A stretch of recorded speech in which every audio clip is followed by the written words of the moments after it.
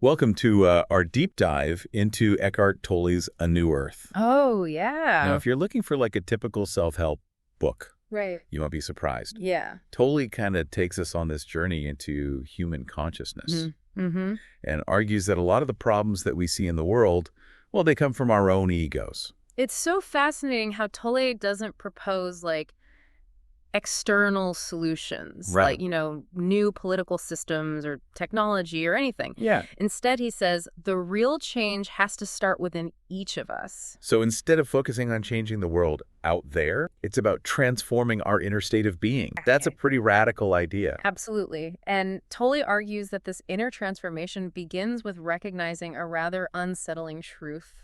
Okay. Humanity has been operating from a state of madness for centuries. Okay. I can see how some people might find that a bit provocative. Mm-hmm. What does he mean by madness? Well, you'll find that he points to the countless wars, genocides, and environmental destruction throughout history as evidence. Take the 20th century, for instance. Okay. Tolle argues that the horrors we saw, like the world wars, Right. stemmed from a collective ego-driven desire for power and control. That makes you think about how often we get caught up in comparing ourselves to others on social media. Right. Is that an example of this ego at play in our everyday lives? That's a great example. Yeah. Tolle describes the ego as a mental construct, Mm-hmm. a story we tell ourselves about who we are. Right. It's this constant need to compare, judge, and seek validation from the outside world. Oh, yeah. He even uses this great anecdote about a woman on the subway who's completely lost in her own angry thoughts, totally oblivious to her surroundings. That story really resonated with me. We can all get so caught up in our own heads that we lose touch with the present moment. Exactly. But how do we break free from this ego trap? Well, Tolle suggests we need to understand the difference between knowing ourselves and simply knowing about ourselves. It's like the difference between truly experiencing something and just reading about it in a book. I see what you mean. It's one thing to know that we have an ego. It's another thing to actually observe it in action in our own lives. Exactly. Okay. And Tolle believes that this self-awareness is crucial for breaking free from the ego's grip. Mm-hmm. But it's not just about recognizing the ego in the present moment. Okay. It's also about addressing the pain we carry from the past. The pain body, right? Could you explain a bit more about what Tolle means by that? He describes the pain body as an accumulation of unresolved emotional pain that we carry with us. Okay. This could be anything from childhood traumas to past heartbreaks to everyday resentments.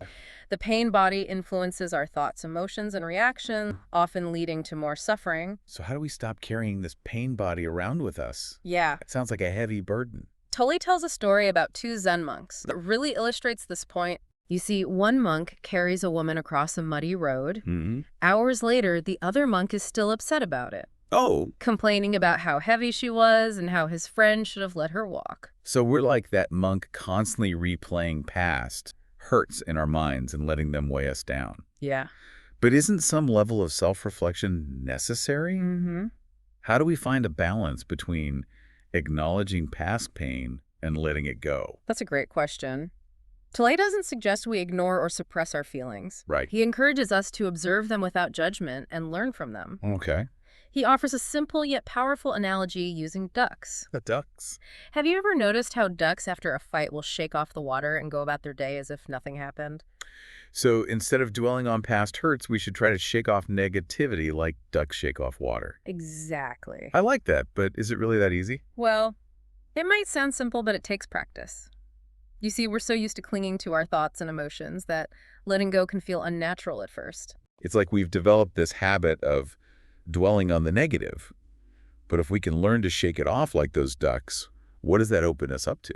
That's where Tolle's concept of finding true purpose comes in. Okay. He makes a distinction between outer purpose and inner purpose. Outer purposes are those external achievements we often chase, Right. like career success, material possessions, or social status.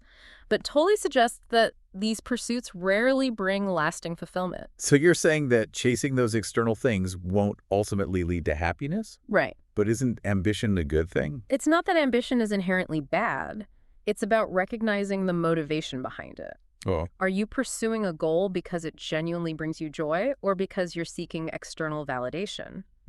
Tolle argues that true fulfillment comes from connecting with our inner purpose, which he defines as awakening to consciousness itself. Okay.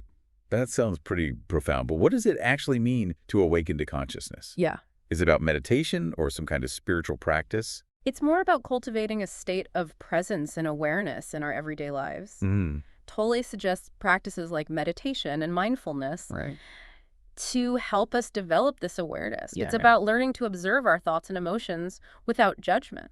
So instead of getting swept away by negative thoughts or anxieties, we can learn to create some space between those thoughts and our true selves. Exactly. It's like becoming a curious observer of your own mind. Tolle often talks about the voice in the head versus the awareness that is listening. Hmm. He emphasizes that we're not our thoughts, but the awareness that is aware of them.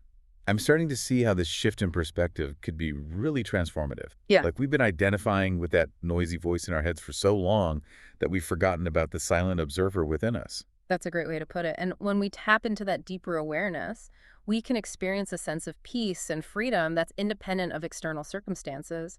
But it's an ongoing process, not a destination. That's not about achieving some perfect state of enlightenment, Right. but about continually practicing presence and awareness in our daily lives. Exactly. It's like learning a musical instrument. You don't expect to master it overnight. That's a great analogy. It requires patience, dedication, and a willingness to keep coming back to the practice, even when we get distracted or discouraged. This all makes sense on an individual level. Yeah. But how does this inner transformation relate to our actions in the world? Does Tolle believe we should become detached from everything happening around us? Not at all. He acknowledges the importance of taking action in the world, but he emphasizes that our actions should stem from a place of awareness, not ego. So it's about acting with intention and purpose, Right. rather than reacting impulsively or out of a need to please others or protect our image. Exactly. Tolle believes that when we act from a place of presence, our actions become more aligned with our true values and intentions. That reminds me of what we discussed earlier about how even seemingly selfless acts can be driven by the ego.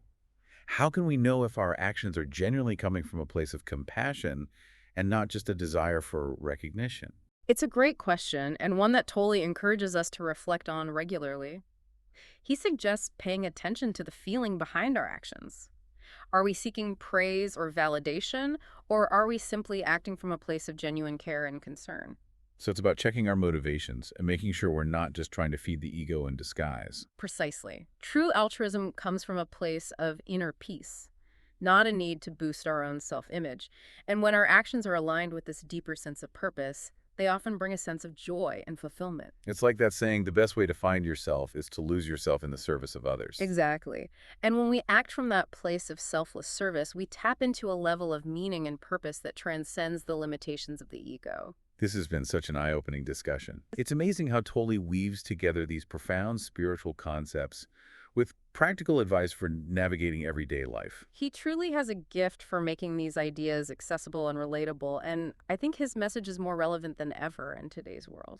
I agree with so much emphasis on external achievements and social validation. It's easy to lose sight of what truly matters. Tolle reminds us to turn inward, cultivate awareness, and connect with the deeper purpose that resides within each of us. Right. So we've been talking about this inner transformation, this shift in awareness that Tolle emphasizes. Right. But how does that translate to the bigger picture? What does he envision for the world as a whole? You'll find that Tolle speaks about a new Earth. Okay. But he's not talking about some futuristic utopia or a physical change to the planet. Right. He's talking about a transformation in human consciousness. But it's less about spaceships and Mars colonies. Yeah, And more about a collective awakening. precisely. He believes that as more individuals awaken to their true nature, it creates a ripple effect throughout humanity. Mm-hmm. Imagine a world where people are no longer driven by fear, greed, or the need for external validation. A world where relationships are based on genuine connection, not power dynamics or ego gratification. That sounds incredible, but also a bit idealistic. Do you think it's really possible to achieve that kind of global shift? Tolle acknowledges that it's a long-term vision, not something that will happen overnight. Right. But he believes it's possible if enough people commit to their own inner work. Okay. He uses a powerful analogy to illustrate this point. Okay. Imagine a single drop of water falling into a still pond. What happens? It creates ripples that spread outward, affecting the entire surface of the water. Exactly. And in the same way, every time you choose presence over reactivity, compassion over judgment, you contribute to this collective awakening. Wow. Each act of awareness, no matter how small, creates a ripple effect that extends far beyond yourself. That's a beautiful thought. It makes you realize that even seemingly insignificant choices can have a far-reaching impact. But earlier we were talking about how even seemingly selfless acts can be driven by the ego. How can we be sure that our actions are truly coming from a place of pure intention? That's a question worth pondering. Tolle suggests examining the motivation behind your actions. Are you seeking recognition, praise, or a sense of moral superiority? Right. Or are you acting out of genuine compassion, a desire to contribute to something larger than yourself? So it's about checking in with ourselves, being honest about our intentions, and making sure we're not just feeding the ego in disguise. But how do we distinguish between genuine compassion and a more subtle form of egotism? It seems like a tricky line to navigate. It is subtle. Tolle suggests paying attention to how you feel. True altruism comes from a place of inner peace and joy, not a need to boost your own image. When your actions are aligned with this deeper sense of purpose, they'll feel effortless and fulfilling rather than a struggle for recognition. This has been a truly inspiring deep dive into A New Earth. It has been, yeah. As we wrap up, what are some key takeaways you hope our listener will carry with them? I hope they'll remember that overcoming the ego is not just some abstract spiritual concept. It's essential for both personal transformation and creating a more peaceful world. Right. True happiness doesn't come from external achievements, Hmm? but from connecting with your inner purpose and living in the present moment. And finally, remember that Tolle's vision of a new earth is not some distant utopia. It's a possibility that starts to take shape with each conscious choice we make. It's a powerful reminder that change begins within each of us. By cultivating awareness, choosing compassion, and letting go of the ego's grip, Exactly. we can contribute to a more conscious and interconnected world. Thank you for joining us on this deep dive into Eckhart Tolle's profound work. Absolutely. We encourage you to continue exploring a new earth and to see how these ideas resonate in your own life. And as you go about your day, remember the analogy of the drop of water creating ripples in the pond. Every act of awareness, every choice for kindness creates a ripple effect that extends far beyond what you can imagine. Until next time, keep diving deep.